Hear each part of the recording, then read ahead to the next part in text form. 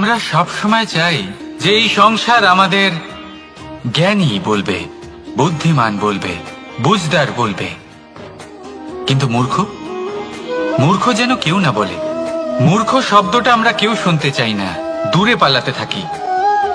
কিন্তু একটা সত্যি সবার কাছে অজানা, যে মূর্খ হওয়া হলো বুদ্ধিমান হওয়ার দিকে সর্বপ্রথম পদক্ষেপ। আপনি যত খুশি দিগ্গজ জ্ঞানী মানুষদের সাথে আলাপ করুন, যত ইচ্ছে কথা বলুন, যতই জ্ঞানের কথা আলোচনা করুন, অভিজ্ঞতা মূর্খ হবার পরেই পাওয়া যায়, তাই নয় কি? মূর্খ হবার পরে আপনি এটা বুঝতে পারবেন যে কি করা উচিত নয়। জ্ঞানী ব্যক্তি আপনাকে এটা বলবেন যে কি করা উচিত। আর এই সংসারে কি করা উচিত তার থেকেও অনেক বড় জ্ঞান হলো কি করা উচিত নয়। সেই জন্য সব সময় মনে রাখবেন, আপনার করা কিছু ভুল, আপনাকে যদি কেউ মূর্খ বানিয়ে থাকে, ছল চাতুরি করে থাকে, তাহলে কোনো ব্যাপার নয়, এটা শেষ পর্যন্ত আপনাকে আরো বুদ্ধিমান করে তুলবে। এই মুহূর্তে ধন্যাত্মক থাকুন, এই সংসার আপনাকে অবশ্যই জ্ঞানী বলবে। রাধা রাধা।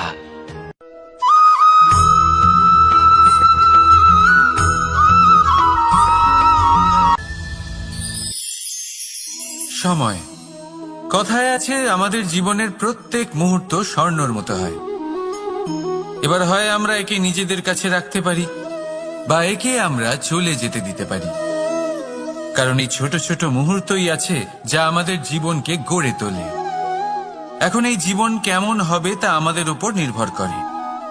যদি আপনি একটা মুহূর্তের যত্ন না নেন, যদি আপনি এক মুহূর্ত ভালো না বাসেন, যদি আপনি এক মুহূর্ত স্নেহের আনন্দ না উপভোগ করতে পারেন, তাহলে দেখতে দেখতেই আপনার সমস্ত সময় নষ্ট হয়ে যাবে, আপনি জানতেও পারবেন না।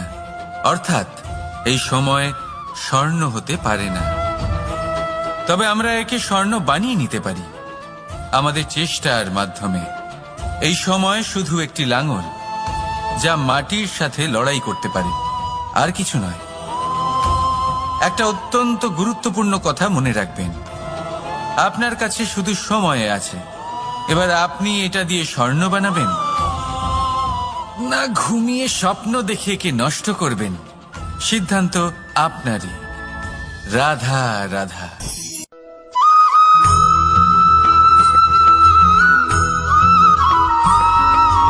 আপনি কি কখনো একজন মালিকে একটা বাগানের যত্ন নিতে দেখেছেন?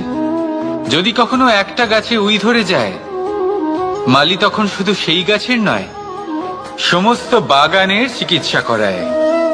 আপনারা হয়তো বলবেন, এ কেমন মূর্খতা, যখন উই একটা গাছে লেগেছে সমস্ত বাগানের চিকিৎসা কেন করাতে হবে? এ তো অযথা পরিশ্রম করা। কিন্তু মালি খুব ভালো করে জানে যে উই হয়তো একটা গাছে লেগেছে, কিন্তু তা সমস্ত বাগানকে নাশ করে দিতে পারে। এবার মালির এই শিক্ষা, এই জ্ঞান অন্য অনেক জায়গাতে প্রযোজ্য।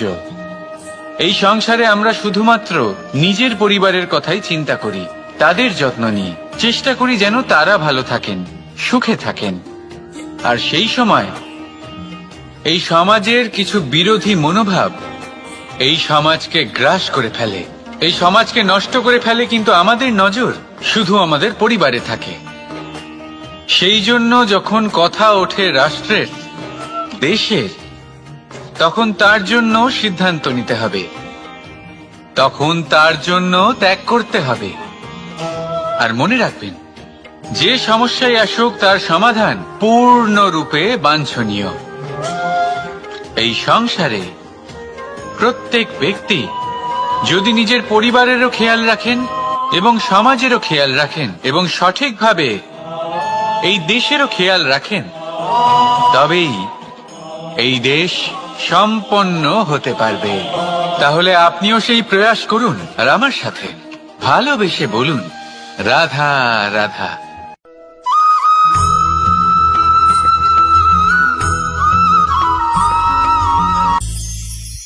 ভবিষ্যৎ। সংসারে এমন কোন ব্যক্তি আছেন যিনি নিজের ভবিষ্যতের বিষয়ে ভাবেন না? যে কেউ ভাবেন, আমার ভবিষ্যৎ কিছু এরকম হবে, আমি ভবিষ্যতে এরকম কিছু একটা করব, এই সুবিধা থাকবে, এই আনন্দ পাবো, ইত্যাদি ইত্যাদি। কিন্তু সত্যি বলি, ভবিষ্যতের থেকে বড় ভণ্ড আর কেউ নেই। ভবিষ্যৎ আপনাকে ছেড়ে চলে যাবে, আপনি জানতেও পারবেন না। ভবিষ্যৎ আপনার থেকে আপনার বর্তমান কেড়ে নেবে। অনেক সময় আমরা ভবিষ্যতের বিষয় ভাবতে থাকি, দুশ্চিন্তা করতে থাকি। ভবিষ্যৎ দিয়ে নিজেকে এতটাই ঘিরে ফেলি যে বর্তমান কি তা ভুলেই যাই, তার বোধই আমাদের থাকে না। ভাবুন, ভবিষ্যৎ কি? ভবিষ্যৎ হলো সেটাই যা এখনো পর্যন্ত ঘটেনি। বর্তমান হলো সেটা যা এখন ঘটছে। তাহলে যা এখনো ঘটেইনি তার বিষয়ে দুশ্চিন্তা করে নিজেকে ব্যতিব্যস্ত কেন করছেন? এই বর্তমান, এটাই হলো গুরুত্বপূর্ণ। এর উপরে সমস্ত ভাবনা কেন্দ্রীভূত করুন। মনে লক্ষ্য অবশ্যই রাখুন, কিন্তু পুরো মনোযোগ শুধু বর্তমানে থাকবে। এই বর্তমানকে যদি সামলে নিতে পারেন, তাহলে আপনার ভবিষ্যৎ এমনি উজ্জ্বল হয়ে উঠবে। তাহলে আসুন আমার সাথে ভালোবেসে বলুন, রাধা রাধা।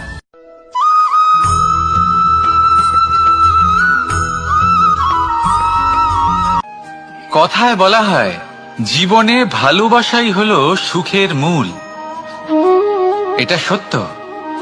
এবার প্রশ্ন হলো এটাই যে এই ভালোবাসা কার সাথে করা উচিত। যদি আপনি কিছুক্ষণের জন্য সুখ পেতে চান, তাহলে ভালোবাসুন নিজের রুচি মতো। যদি আপনি কিছুদিনের জন্য সুখ পেতে চান, ভালোবাসুন নিজের বন্ধুদের। যদি আপনি কয়েক মাসের জন্য, কয়েক বছর বা অনেক বছরের জন্য সুখী হতে চান, তাহলে ভালোবাসুন নিজের পরিবারকে, মাতা পিতা, নিজের সন্তান, স্বামী স্ত্রী, নিজের আত্মীয়দের।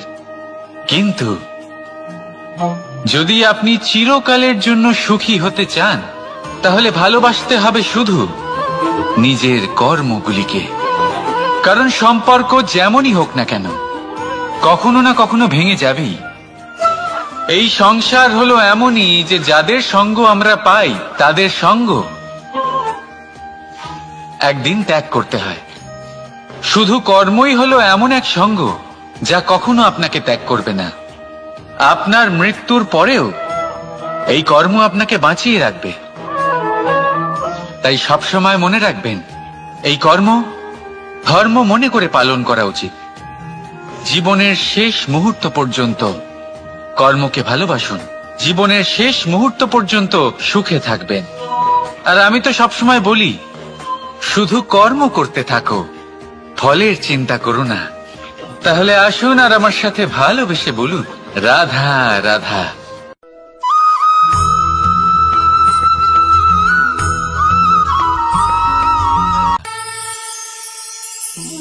একটা সিদ্ধান্ত। এই জীবনে একটা সিদ্ধান্তের গুরুত্ব কি হতে পারে তা কখনো ভেবে দেখেছেন? একটা সিদ্ধান্ত সেই ভিত্তি হতে পারে যা আপনার পুরো জীবনকে বদলে দিতে পারে, এই সমস্ত সংসারকে বদলে দিতে পারে, ভবিষ্যৎ বদলে দিতে পারে।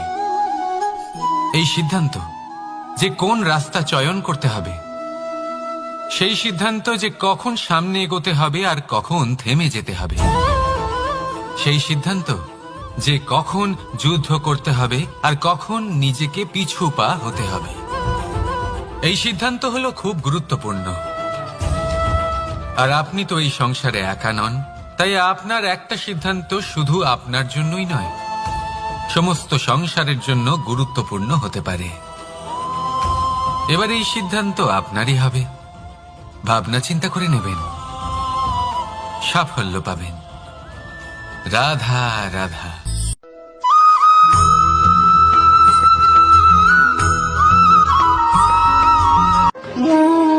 দ্বিধাবোধ। অনেক সময় আমরা জীবনে সেই বাঁকে এসে পৌঁছই যেখানে আমরা বুঝতেই পারি না যে এবার কোন দিক নির্বাচন করা উচিত। কখনো এদিকে যাওয়া উচিত মনে হয়, কখনো ওদিকে যাওয়া উচিত মনে হয়, কখনো দুদিকেই যাওয়া প্রয়োজনীয় বলে মনে হয়, কিন্তু তা তো সম্ভব নয়। কখনো কখনো এটা মনে হয় যে এখানেই থেমে যাওয়া ভালো, কোথাও না যাওয়াই শ্রেয়। এবার একেই তো দ্বিধাবোধ বলে। সংসারে এমন কোনো দ্বিধা নেই যার সমাধান সম্ভব নয়। এই দ্বিধাবোধ স্বাভাবিক। আর আপনার এই দ্বিধাকে আমি একটু সরল করে দিই। দ্বিধাগ্রস্ত হয়ে নির্বাচন করলে তখন এটা মাথায় নিয়ে করবেন যে আপনার এই নির্বাচনের ফলে এই সংসারের ওপর, এই সমাজের ওপর কি প্রভাব পড়তে পারে?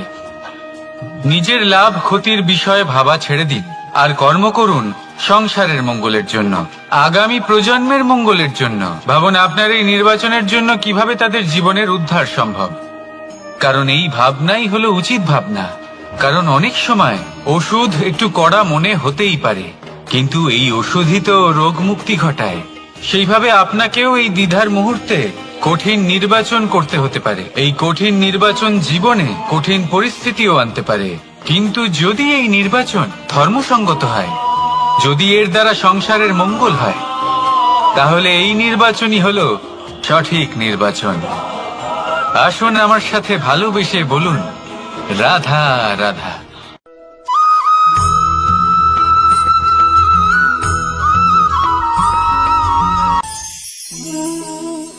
অহংকার এ হলো ছোট একটা শব্দ, কিন্তু এর প্রভাব অত্যন্ত বৃহৎ হয়ে থাকে। আর সব থেকে বড় সমস্যা হলো মানুষ আজ অবধি বুঝতেই পারেনি যে এই অহংকারের বাস্তব রূপ কিরকম। কেউ একে গর্বের নাম দেন, কেউ একে আত্মসম্মানের নাম দিয়ে থাকেন, এবং কোথাও একটা এমন সময় চলে আসে যখন সময় এই অহংকারকে ভেঙে খান খান করে দেয়। আর তখন না গর্ব আপনাকে বাঁচাতে পারে, না আপনার আত্মসম্মান। এখন যদি আপনাকে উদাহরণ দিই, তাহলে যেখানে আপনি বসে আছেন সেই ঘরেই ওপরে তাকান, সেই ছাদের দিকে। যদি এই ছাদ অহংকার করতে থাকে যে দেখো আমি তো সব থেকে উঁচু জায়গায় আছি, আমার চেয়ে ওপরে আর কেউ নেই, আমি এই ঘরে থাকা সমস্ত ব্যক্তিকে ছায়া প্রদান করি, যদি এই অহংকার এসে যায় তাহলে কি? একবার ভেবে দেখুন, যদি পরের দিন তার উপর আরো একটা তলা বানিয়ে দেওয়া হয় তাহলে কি? এই ছাদ যার নিজের উঁচু হবার অহংকার ছিল, যে সব থেকে ওপরে ছিল, সে এবার পায়ের তলায় চলে এসছে। এটাই হয়ে থাকে। মনে কখনোই অহংকার পোষণ করবেন না। যদি মনের মধ্যে কিছু রাখতে চান তাহলে প্রেমের ভাব রাখুন, স্নেহ রাখুন। এই অহংকারকে আপনি যা ইচ্ছে নাম দিন, গর্ব হোক, আত্মসম্মান হোক, এর দ্বারা আপনার কোনোভাবেই কোনো লাভ হবে না। তাহলে এই অহংকারকে ত্যাগ করুন আর আমার সাথে ভালোবেসে বলুন, রাধা রাধা।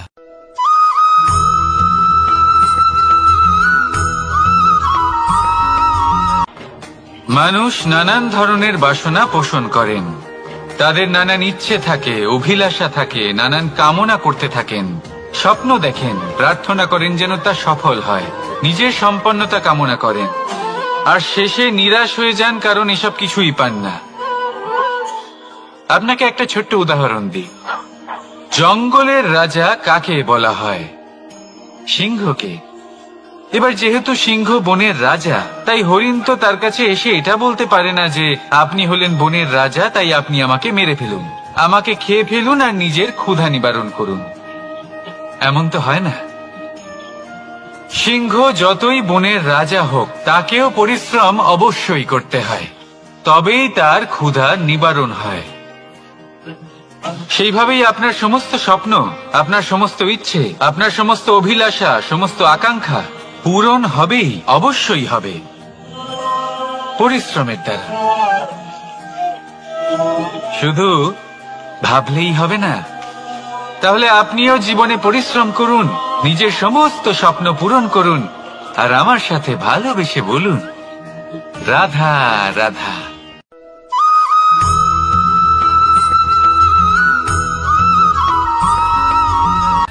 জীবনের এই পথে এগোতে এগোতে আমরা কোথাও থেমে যাই।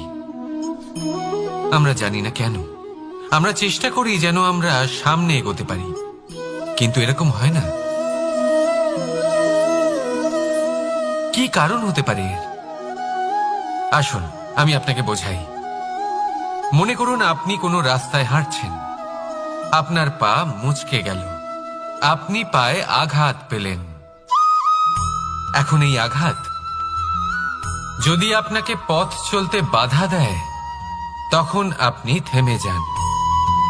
যদি আপনার ভাবনা চিন্তা ক্ষুদ্র হয় তাহলে আপনি জীবনে কখনোই এগোতে পারবেন না।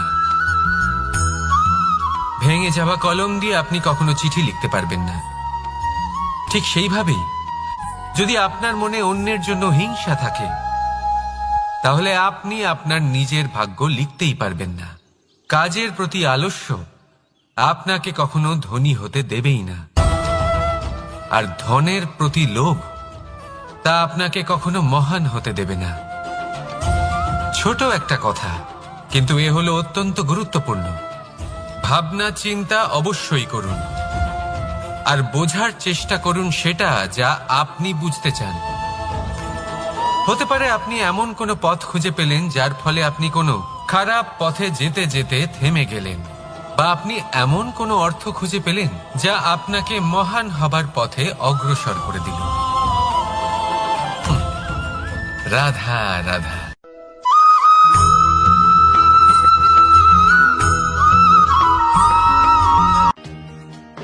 আপনি কি কখনো কোনো উঁচু পর্বতের শিখরে পৌঁছতে পেরেছেন? যদি পৌঁছে থাকেন বা যদি আপনি কোনো উঁচু পর্বতের শিখরে যান তাহলে ভালো করে দেখবেন, আপনি যত উঁচুতে অগ্রসর হতে থাকবেন আস্তে আস্তে সমস্ত বনস্পতি বিলুপ্ত হতে থাকে। তারপরে সমস্ত গাছপালা পশু পাখি সব বিলুপ্ত হতে থাকে। শেষ পর্যন্ত সেই শিখরে থেকে যায় শুধুমাত্র শান্তি, নীরবতা। আমাদের মানুষের সাথেও এটাই হয়। মানুষ যখন আত্মবিকাশের পথে অগ্রসর হতে থাকে এবং নিজের জীবনের শিখরে পৌঁছতে চায় তখন তার একা থাকা অত্যন্ত প্রয়োজনীয় হয়, আর তাকে তখন ত্যাগ করতে হয় নিজের সুখ স্বাচ্ছন্দ্য, নিজের সম্পত্তি, নিজের সমৃদ্ধি, নিজের সৌন্দর্য। দেখুন, জীবনের শিখরে পৌঁছনো একেবারেই সহজ কাজ নয়। এ হলো অত্যন্ত দুর্গম এক পথ, কিন্তু যদি আপনি সেখানে পৌঁছতে চান তাহলে আপনাকে ত্যাগের প্রবৃত্তি জাগিয়ে তুলতে হবে। ত্যাগ কি সেটা জানতে হবে, কারণ ত্যাগের ফলেই মনে শান্তি আসে, আর সেই শান্তির ফলে মনে উৎপন্ন হয় প্রেম। আর এই প্রেমই হলো জীবনের অন্তিম লক্ষ্য। তাহলে আসুন আমার সাথে ভালোবেসে বলুন, রাধা রাধা।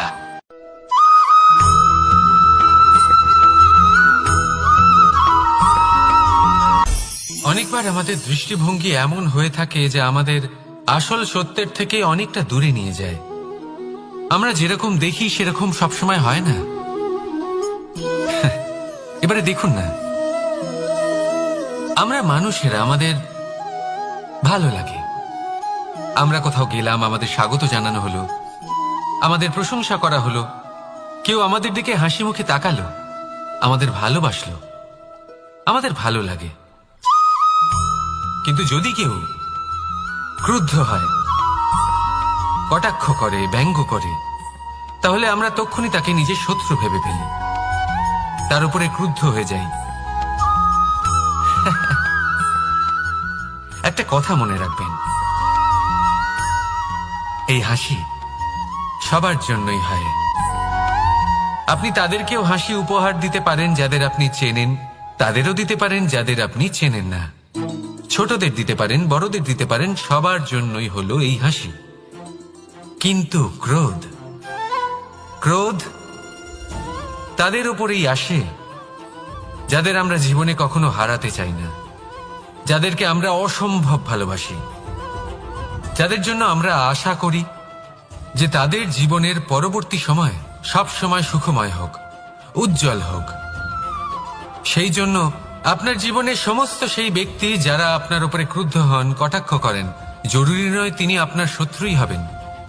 হতে পারে সে হলো আপনার শুভাকাঙ্ক্ষী, যিনি আপনার শুধুমাত্র ভালোই চান, যিনি আপনার জন্য একটা সুন্দর ভবিষ্যৎ চান।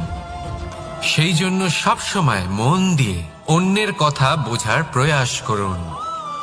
আপনি জানতে পারবেন তাদের কর্মের ধর্ম কি হতে পারে, আপনি জানতে পারবেন তাদের ক্রোধের মর্ম কি হতে পারে।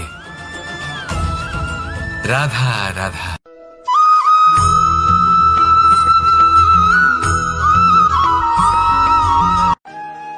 মানুষ বলেন প্রেমে অনেক শক্তি আছে, আর এটা সত্যিও বটে।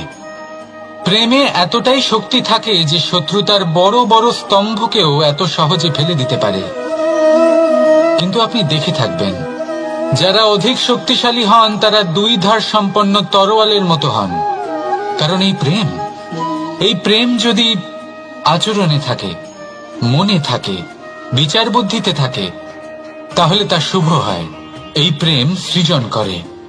কিন্তু প্রেম যদি ব্যবসার অঙ্গ হয়, যদি এই প্রেমের ব্যবহার নিজের স্বার্থ, নিজের অহংকারের জন্য করা হয়, তাহলে তা সংসারের বিনাশ ঘটাতে পারে। রাধা প্রেমের ব্যবহার করেছে শাম্বের কারণে, আর শাম্ব সেই প্রেমের ব্যবহার করেছে নিজের অহংকার, নিজের স্বার্থ সিদ্ধির জন্য। শেষ পর্যন্ত ক্ষতি শাম্বের হলো না, হলো প্রেমের। তাই মনের মধ্যে প্রেম ভাব অবশ্যই রাখুন, নিজের আচরণেও প্রেম ভাব বজায় রাখুন, কিন্তু সতর্কও থাকবেন আপনার এই প্রেম, একে নিয়ে কেউ ব্যবসা না করে ফেলেন। আসুন আর এই ভালোবাসার সাথেই বলুন, রাধা রাধা।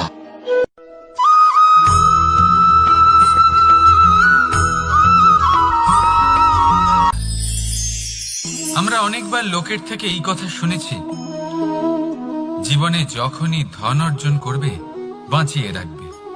কি হয়, কঠিন পরিস্থিতিতে আপনার খারাপ সময় তা আপনার কাজে আসে। কিন্তু এই কথা কি 100% সত্যি? ভাবুন, এই সমস্ত ধন যে আপনি অর্জন করেছেন তা কি আপনাকে সুস্বাস্থ্য দিতে পারবে? এই সমস্ত ধন কি আপনাকে সুখ এনে দিতে পারবে? পারবে না, তাই না? চলুন আমি আপনাকে একটা কথা বলি। পরমেশ্বর, ঈশ্বর,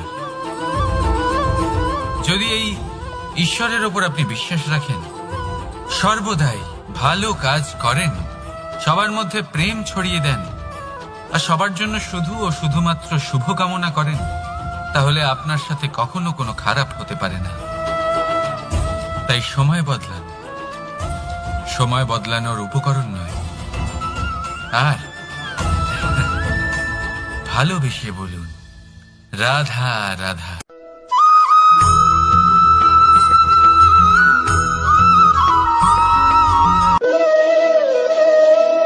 ফলটা দেখছেন আপনি? এটা সেই ফল যেটা গাছের সবচেয়ে উঁচু ডালে পাওয়া যায়, কিন্তু যখন এটা খসে পড়ে তখন এটা আকাশের দিকে যায় না যা ওপরে আছে, সে যায় সেই ভূমির দিকে যে নিচ থেকে তার দিকে তাকিয়ে থাকে। কেন? কারণ এই ফলের নিজের উচ্চতার ধারণা মাটির থেকে নিজের দূরত্ব দেখে হয়। এই ব্যাপারটাই আমাদের মানুষের জন্যও খাটে। যদি আপনি সম্পন্ন হন, তাহলে তাদের সাহায্য অবশ্যই করবেন যাদের সামর্থ্য আপনার থেকে কম, যাদের সাহায্যের অত্যন্ত প্রয়োজন। আপনার সামর্থ্য বেশি কারণ তাদের আপনার থেকে সামর্থ্য কম। দেখুন, জীবনে আনন্দ শুধু বড় হওয়ায় নয়, বরং তাদের সাহায্য করেও আছে যারা কোনো কারণবশত আপনার থেকে নিচে রয়ে গেছেন। আর যখন একটা ফল এই কথাটা বুঝতে পারে, তখন আপনি নয় কেন, রাধা রাধা।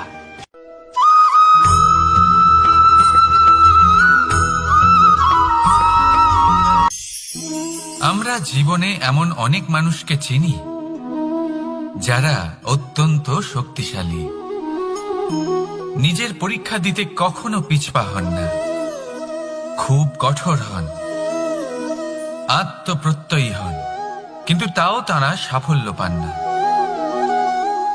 কেন? কি কারণ হতে পারে এর? লৌহ মানবের মতো ব্যক্তিত্বের অধিকারী হওয়া সত্ত্বেও তারা সফলতা কেন লাভ করেন না? তার উপরে এক আঘাত করুন আর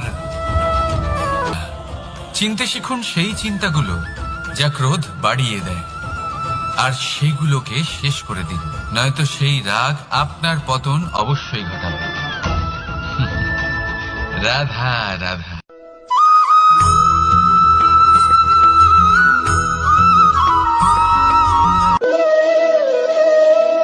ফলটা দেখছেন আপনি?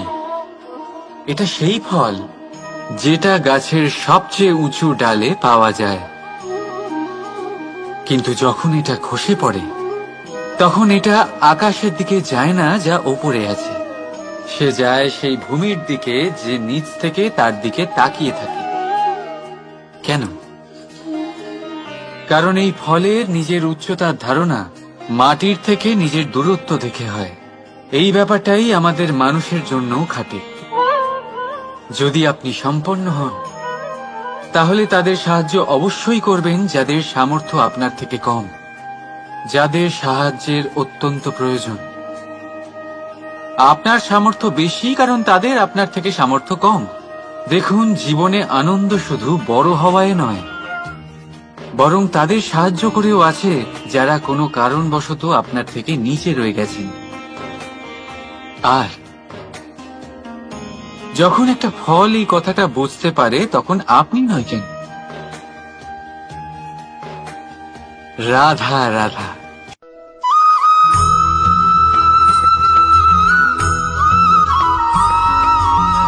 আপনি কি কখনো জলকে নিজের মুঠোতে ধরে রাখার চেষ্টা করেছেন? চলুন আজ করা যাক।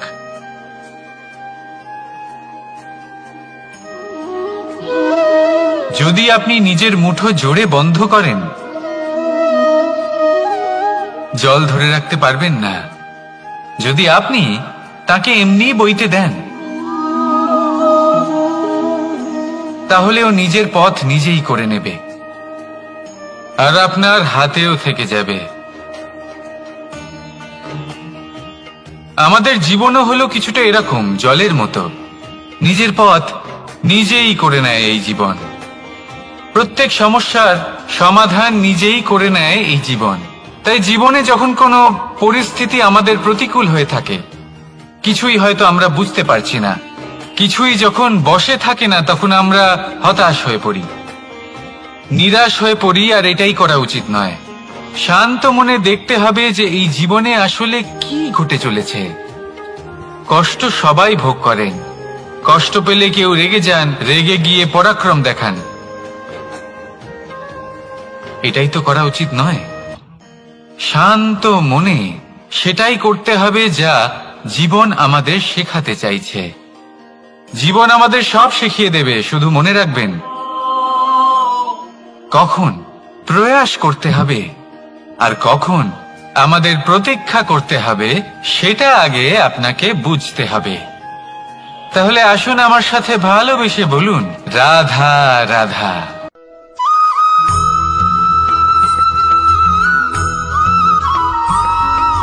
সময় বড়ই বিচিত্র অনুভব দেয়। যখন অপেক্ষা করছেন তখন অনেক লম্বা হয়ে যায়। প্রতিটা মুহূর্ত একটা গোটা দিনের মতো মনে হয়।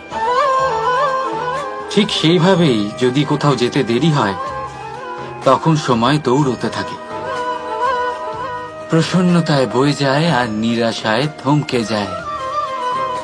আপনদের সাথে থাকলে সময়ের খেয়ালই থাকে না, শত্রুদের সাথে থাকলে সেই সময়ই খারাপ হয়ে যায়। কিন্তু এটাই কি সত্যি বাস্তব? না, সময় তো সময়ই হয়, নিজের গতিতেই চলে সে। শুধু সেই গতির আভাস আমাদের মানসিক অবস্থা অনুযায়ী বদলে যেতে থাকে। তাই এই সমস্যা সময়ের নয়, আমাদের মানসিকতা। তাই নিজেকে খুশি রাখুন, অন্যদেরও খুশি রাখুন। আগের সমস্ত ঘটনা ভুলে যান আর একটা উজ্জ্বল ভবিষ্যতের দিকে অগ্রসর হন। সময় সবসময় ভালোই লাগবে। প্রেম করুন সবার সাথে, সময় সবসময় সুখেই কাটবে। রাধা রাধা।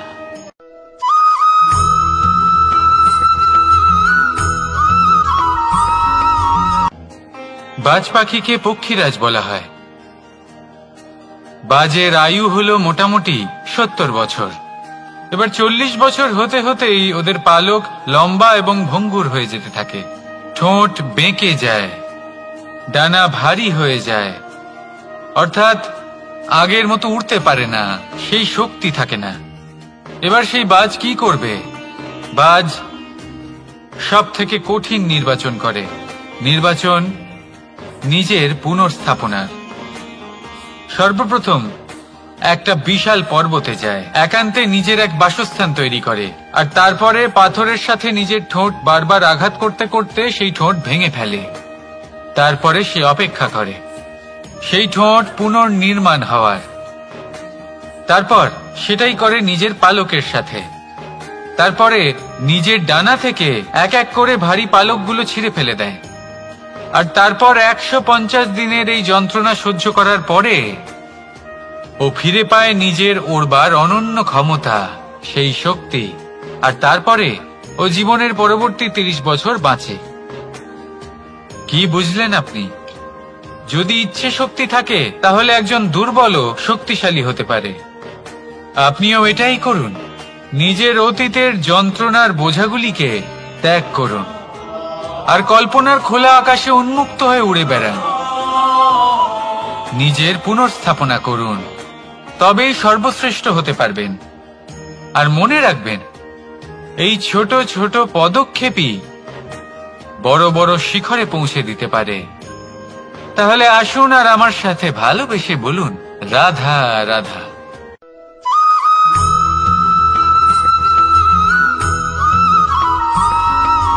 অগ্নি জীবনে খুব মহত্বপূর্ণ হয়। এই অগ্নি উজ্জ্বলতা হয়ে আমাদের জীবিত রাখে। কিন্তু ভাবুন, যদি এই উজ্জ্বলতা ক্রোধের অগ্নি হয়ে দিকভ্রষ্ট হয়, তাহলে কি হবে? একটা ছোট পাতা দিয়ে শুরু করে গোটা বনকে ছারখার করে দিতে পারে। ঠিক সেরকমই মানুষের ক্রোধের আগুনও অন্যদের তো ভস্ম করেই, কিন্তু তার পূর্বে স্বয়ং নিজেকেই ভস্ম করে দেয়। তাহলে কি করা যায়? কি করে নিয়ন্ত্রণ করা যায় তাকে? উত্তর হলো, তাতে জল ঢেলে দিয়ে, জলের মতো বইতে দিন কি। ঠিক সেইভাবে যেমন সূর্য নিজের অগ্নিকে তেজ বানিয়ে আপনার কাছে পৌঁছে দেয়। এটাই পার্থক্য সূর্যের অগ্নি আর ক্রোধের অগ্নির মধ্যে। সূর্যের অগ্নি বিচ্ছুরিত হয়ে প্রতিফলিত হয়ে আসে, আর সেই জন্যই তাকে তেজ বলা হয়। অন্যদিকে আমাদের ক্রোধের আগুনের কোনো সীমাই থাকে না। তাহলে নিজের অন্তরের শক্তিকে ক্রোধের আগুন বানিয়ে জ্বালাতে চান, নাকি উজ্জ্বলতা বানিয়ে বিস্তারিত করতে চান? সিদ্ধান্ত আপনার। রাধা রাধা।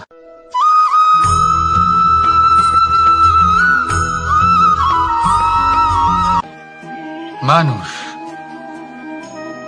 কোন ব্যক্তির নির্মাণ হয় কিভাবে?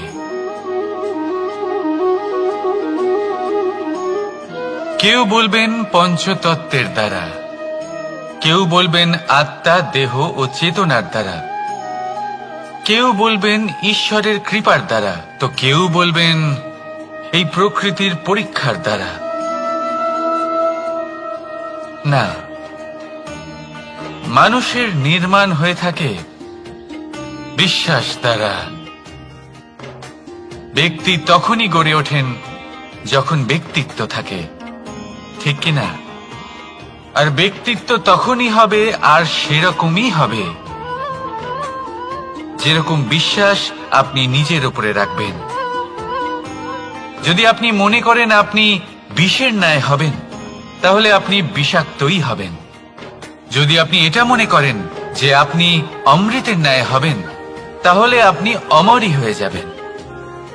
যদি আপনি নিজের উপরে বিশ্বাস রাখেন যে আপনি সংসারের সব থেকে উঁচু পর্বতের শিখরে পৌঁছতে পারবেন, তাহলে আপনি অবশ্যই পৌঁছবেন। যদি আপনার এরকম মনে হয় যে আপনি এরকম কখনো করতে পারবেন না, তাহলে এরকম কখনোই হবে না। ভেবে দেখবেন, বিশ্বাসের মধ্যেই বিশ্ব বাস করে থাকে। তো আপনার অস্তিত্ব কেন করবে না? যেমন বিশ্বাস আপনি নিজের উপরে রাখবেন, তেমনই আপনি হয়ে উঠবেন। সেই জন্য নিজের উপরে বিশ্বাস রাখুন, আর হ্যাঁ, ভালোবেসে বলুন রাধা রাধা।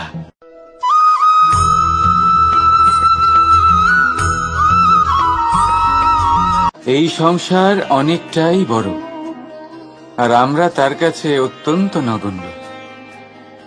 এই সংসারে এমন অনেক মানুষ পাওয়া যায় যারা বোঝান যে এই সংসারটা কতটা বড়, কতটা অদ্ভুত, কতটা সুন্দর।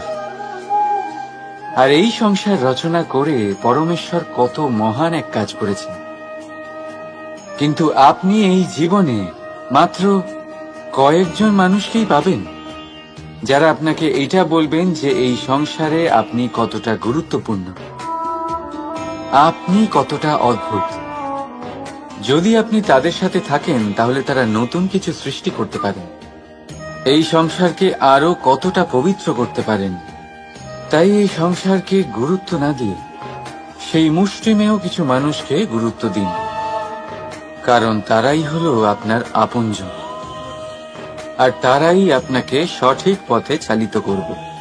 মানুষকে তো বর্ষার স্রোতও বয়ে নিয়ে যেতে পারে, তাকে সাগরও ডুবিয়ে দিতে পারে, কিন্তু গঙ্গা জল সবচেয়ে বেশি শুদ্ধ, কারণ তার কয়েক ফোঁটা মানুষকে মুক্ত করে দেয়। রাধা রাধা।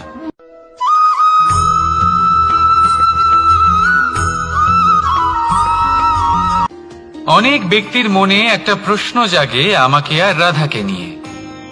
বলেন যে না আমি আর রাধা একসাথে থাকি, না আমাদের বিয়ে হয়েছে, আমি এখানে দ্বারকাতে ও ওখানে বর্ষণাতে, তাও এত ভালোবাসা কি করে? এ কেমন সম্পর্ক? আমি তাদের একটা সহজ কথা বলতে চাই। আপনি কখনো আয়নার দিকে দেখেছেন? নিজের দুই চোখের দিকে তাকিয়ে জিজ্ঞাসা করুন, এই দুই চোখ একসাথে কেন বন্ধ হয়, একসাথে কেন খোলে, একসাথে কেন ঘুমোয়, একসাথে কেন কাঁদে? আজীবন কোনো এক মানুষের সাথে সম্পর্ক রাখা অবশ্যই সম্ভব, তাদের সাথে দেখা না করে। আমার আর রাধার ভালোবাসাও কিছুটা এরকমই, আর কিছুটা এরকমই হয় ভালোবাসা দুই নয়নের মতো, যারা কখনোই মিলিত হবে না, কিন্তু চিরকালের জন্য একসাথে জুড়ে থাকবে। এই অনুভূতি নিঃস্বার্থ হয়, আর এই নিঃস্বার্থ ভালোবাসা আপনাকে আনন্দের পথে অগ্রসর করে। জীবনে সবসময় নিঃস্বার্থভাবে ভালোবাসুন, শুধুমাত্র আনন্দই পাবেন। তাহলে আসুন আমার সাথে নিঃস্বার্থভাবে ভালোবেসে বলুন রাধা রাধা।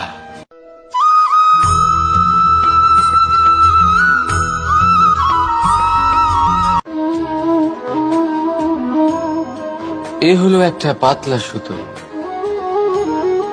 ভাবছি যদি এটা দিয়ে আমি পোশাক বানাই তাহলে নিজের জন্য কত সুন্দর একটা পোশাক বানাতে পারবো। কিন্তু যদি এটা আমি,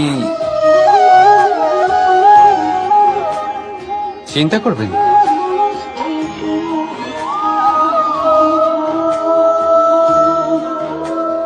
দেখুন এই সুতো জোড়া লেগে গেল। শুধু পার্থক্য হচ্ছে এটাই যে আগের মতো এটা আর সরল নেই, আর এটার দৈর্ঘ্য আগের থেকে কিছুটা কমে গেছে। এই সংসারে প্রেমের সাথেও ঠিক এটাই হতে পারে। প্রেমের এই সুতো যা দুই মানুষকে একসাথে বেঁধে রাখবে। অহংকার আর স্বার্থের আঘাত সে সহ্য করতে পারে না, ছিঁড়ে যায়। চেষ্টা করলে আবার এই সম্পর্ক হয়তো জোড়া লাগতে পারে, কিন্তু তা আগের মতো কখনোই থাকে না, কারণ মনে গিট পড়ে যায়। সেই জন্য প্রেমকে স্নেহের সাথে সামলে রাখুন, অহংকার আর স্বার্থের থেকে দূরে থাকুন। রাধা রাধা।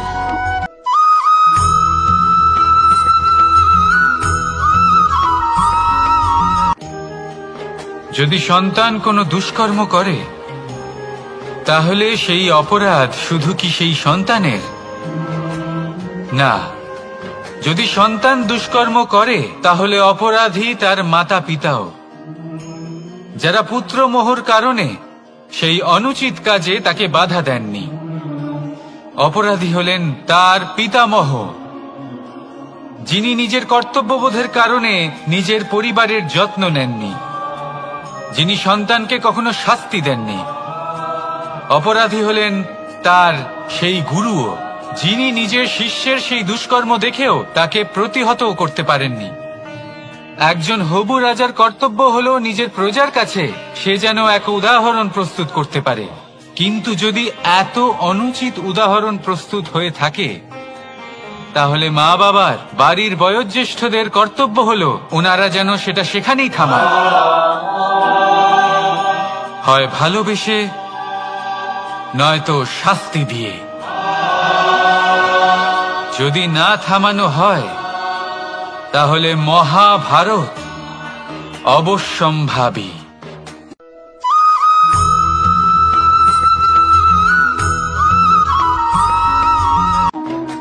আগুন কি করে? জ্বালায়। সেটা কাঠই হোক, কয়লা হোক, বস্ত্র হোক, যাই আপনি আগুনে দেবেন তা ভস্ম হয়ে যাবে। কিন্তু সোনা, যদি আপনি সোনা আগুনে ফেলেন তাহলে তা কুন্দন হয়ে নিজের অস্তিত্ব তৈরি করে। যদি আপনি লোহা গরম করেন তাহলে তা ইস্পাত হয়ে যায়। কেন কেন হয় এরকম? কারণ তাদের অন্তরের আগুন জ্বালানোর আগুনের থেকে অনেক বেশি তীব্র হয়। এই আগুন হলো পবিত্রতার, এই আগুন হলো নিশ্চয়তার। যদি আপনার লক্ষ্য স্থির থাকে, আপনার ইচ্ছে দৃঢ় হয়, তাহলে কুন্দন হয়ে বেরোবেন, ইস্পাত হয়ে বাঁচবেন, অন্তর থেকে শক্তি পাবেন, আর কেউ আপনার সাথে কোনো অনিষ্ট করতে পারবে না। রাধা রাধা।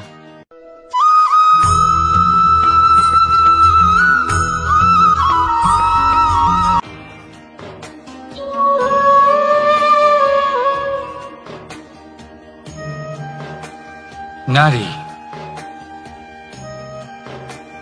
পুরুষরা যাকে নাম দিয়েছেন ত্রিয়া, কেন দিয়েছেন, কে দিয়েছেন, কেউ তা জানে না।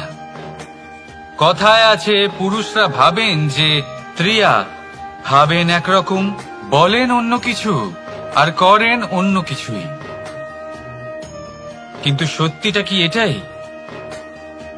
আসল সত্যি হলো এটাই যে ত্রিয়া হলো সেই চরিত্রহীন পুরুষ আর কেউ নয়। সেই পুরুষ যারা নারীকে বলেন যে আপনি হলেন মা, আপনি হলেন দেবী, আপনি হলেন বোন, আর ভাবেন কি? ভাবেন যে এই নারী হলো আমাদের পায়ের ধুলো আর কিচ্ছু নয়। আর কি করেন? ওনাদের মাথায়, ওনাদের খোপায় মালা পরিয়ে দিয়ে ভাবেন যে ওনারা হলেন তাদের পায়ের ধুলোর সমান। একজন নারীর সম্মান ভঙ্গ করেন, তাদের দাসী মনে করেন। ভুলবেন না, যত্র নারী আস্ত পূজ্যন্তে রমন্তে তত্র দেবতা।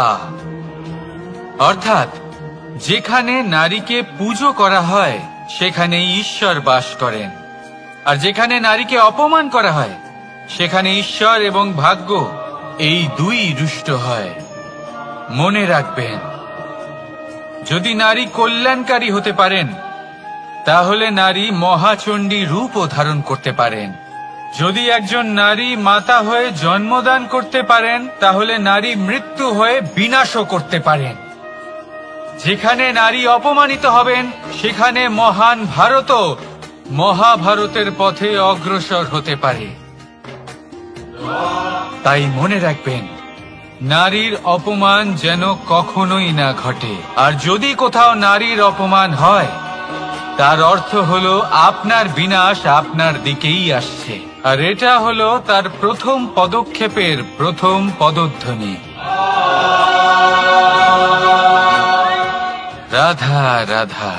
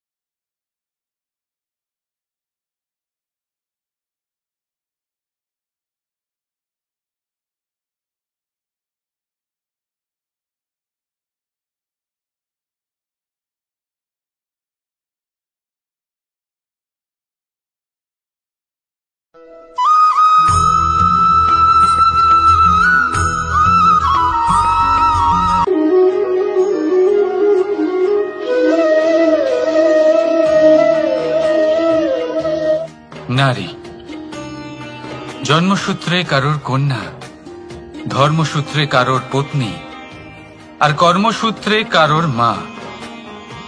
আমাদের মনে এই ছবি আঁকা রয়েছে একজন নারীকে নিয়ে, তাই না? একটা অতুলনীয় ভূমিকা রয়েছে নারীদের আমাদের জীবনে, আর নারী ছাড়া আমরা কিছুই নই। কিন্তু অধিকার, সেখানে আমরা একটা ভুল করে বসি। যখন নারী একজন কন্যা থাকে, যখন সে জন্ম নেয়, তখন তার ওপর অধিকার থাকে তার পিতার। আর তারপর যখন বিয়ে হয়ে যায়, তখন তার অস্তিত্বের ওপর অধিকার থাকে তার স্বামীর। আর যখন তিনি মা হন, তখন নিজেই তিনি জীবনের সমস্ত অধিকার দিয়ে দেন তার সন্তানকে। কিন্তু আমরা কি কখনো এটা ভেবেছি এই জীবন হলো তার নিজের? যে নারী সবার কল্যাণ করছেন, তার জীবনের অধিকারও তার কাছেই থাকা উচিত, তাই না? তার নিজের জীবনের সিদ্ধান্ত সে নিজেই নিতে পারেন, নিজেই নিজের ভাগ্যের রচয়িতা হতে পারেন। আর এর জন্য আমাদের নিজেদের পাল্টাতে হবে, দৃষ্টিভঙ্গি পাল্টাতে হবে। কারণ এই ধারণা সেটা আজ বা কালকের ব্যাপার নয়, এটা ঘটে চলেছে বহু বছর ধরে, আর চলতেই থাকবে যদি আমরা এটা না বদলাই। আর এটা তখনই সম্ভব হবে যখন আমরা নিজেদের মধ্যে পরিবর্তন আনব। তাই আজকের পর থেকে, এই মুহূর্ত থেকে, কোনো নারীর ওপর অকারণ অধিকার স্থাপনের আগে সহস্রবার ভেবে দেখবেন। কারণ যখন নারী নিজের অধিকার কেড়ে নিতে বাধ্য হবেন, তখন শুধু এবং শুধুমাত্র বিনাশই ঘটবে। রাধা রাধা।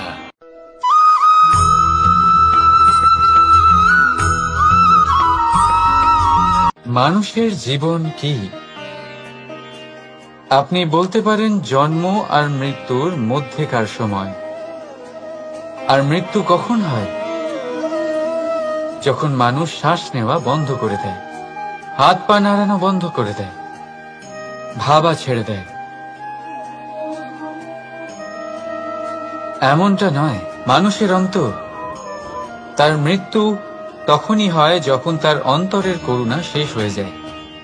করুণা, সেই ভাব যা মানুষকে মানুষ করে তোলে, যা এক মানুষকে আরেক মানুষের কষ্টে তার প্রয়োজনীয়তা অনুভব করে।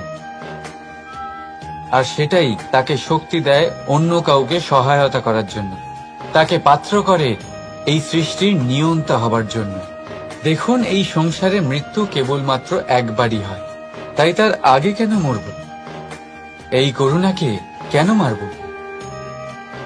নিজের মনুষ্যত্ব বজায় রাখুন।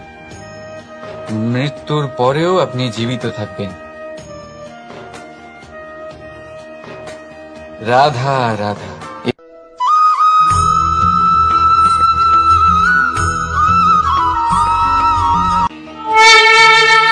পঞ্চমহাতত্ত্ব, পঞ্চমহাভূত, এদের বিষয়ে আমি আপনাদের সবকিছুই বলে দিয়েছি। কেন?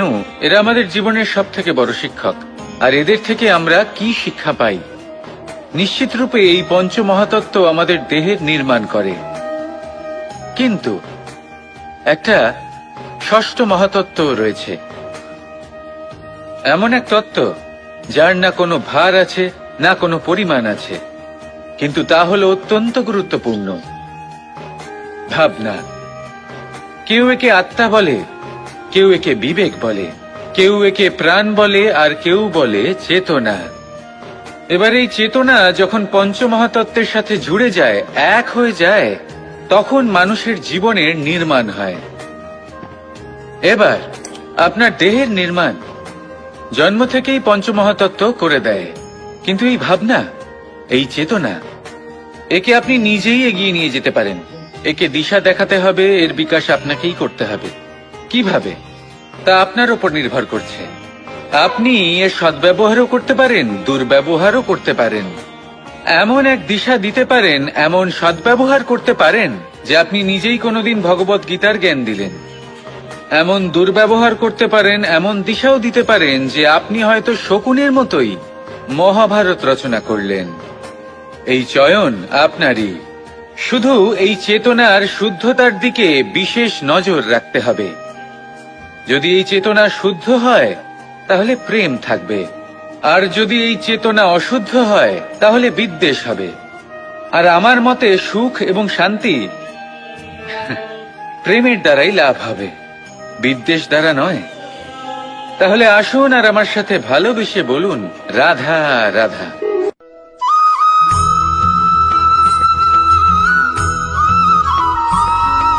এটা হলো সূচ,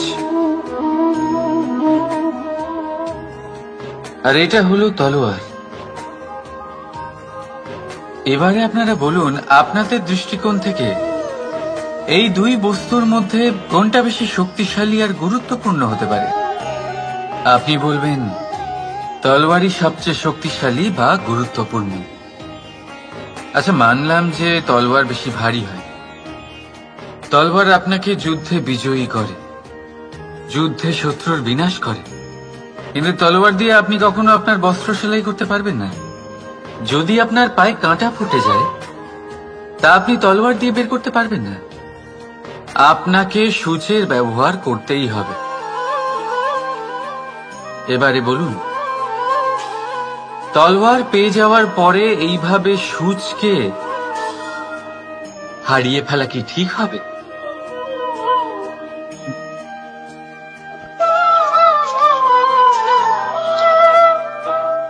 ঠিক সেইভাবেই জীবনে সম্পন্ন বন্ধু পাওয়ার পরেও আপনার সেই বন্ধুদের হারাবেন না যারা কম সম্পন্ন, দরিদ্র। কারণ তারা আপনার সাথে তখন ছিলেন যখন আপনি কিছুই ছিলেন না, আর জীবনে দরকার পড়লে তারাই আপনার কাজে আসবে, সম্পন্ন বন্ধু নয়। তাই যাকে ভালোবেসেছেন তার সাথে বন্ধুত্ব পালন করুন, চিত্ত আনন্দে জেগে উঠবে। রাধা রাধা।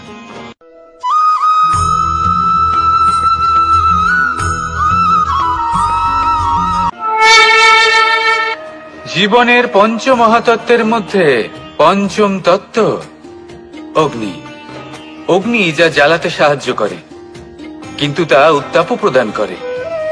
নিশ্চিত রূপে অগ্নি আমাদের জ্বালিয়ে দিতে পারে, কিন্তু আপনি কি কখনো এটা ভেবে দেখেছেন যে আগুন, তাকে নিজেকে কতটা জ্বলতে হয়, তাকে নিজেকে কতটা তাপ সহ্য করতে হয়?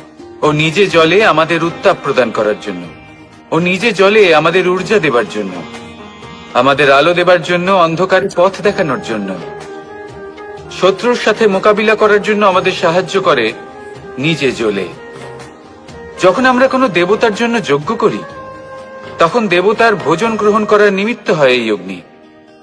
কত কিছু ওকে সহ্য করতে হয় আমাদের এত কিছু দেবার জন্য। আপনিও আগুনের মতো হয়ে উঠুন, নিজে কষ্ট সহ্য করুন অন্যকে সাহায্য করার জন্য, তাদের জীবন উদ্ধার করার জন্য, নিজের প্রিয়জনের জন্য, নিজের পরিবারের জন্য, নিজের মাতা পিতার জন্য, এই সমাজের জন্য। নিজে কষ্ট সহ্য করুন, প্রকাশের কেন্দ্রবিন্দু হয়ে উঠুন, আর সকলকে পথ প্রদর্শন করুন, সবাইকে পথ দেখান। যেদিন আপনি আগুনের মতো হয়ে উঠবেন, সেই দিন ঠিক যেমন অগ্নিকে পুজো করা হয়, আপনিও সেইভাবে পূজনীয় হয়ে উঠবেন। যেমন সকল শুভকর্মে, সকল যজ্ঞে, সকল পুজোতে অগ্নিকে স্মরণ করা হয়, সেইভাবেই সকল শুভকর্মে আপনাকেও স্মরণ করা হবে। আর যেদিন আপনি এরকম হয়ে উঠবেন, সেই দিন জীবনের বাস্তব মর্ম কি আপনি তা বুঝতে পারবেন। তাহলে আসুন আর আমার সাথে ভালোবেসে বলুন, রাধা রাধা।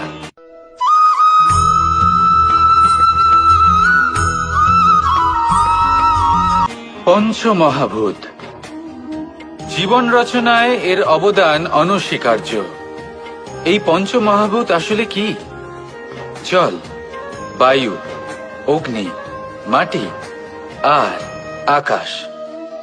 এবার শুধুমাত্র জীবন রচনায় এর অবদান আছে তা নয়, শুধু শরীর রচনাতে এর যোগদান আছে তা নয়, বরং এরা হলো আমাদের জীবনের সবথেকে বড় শিক্ষক। এবার আপনারা সকলে চমকে যাবেন। হয়তো আপনারা এই দৃষ্টিভঙ্গি দিয়ে কখনো দেখেননি। আমি আজ আপনাদের বোঝাবো। এদের মধ্যে সব থেকে বড় তত্ত্ব জল। এ আমাদের কি শেখাচ্ছে? এই জল, এর নামই হলো জল, কিন্তু এ কখনোই আমাদের জ্বালায় না, আমাদের জ্বলনের কারণ হয় না। তাহলে কি করে?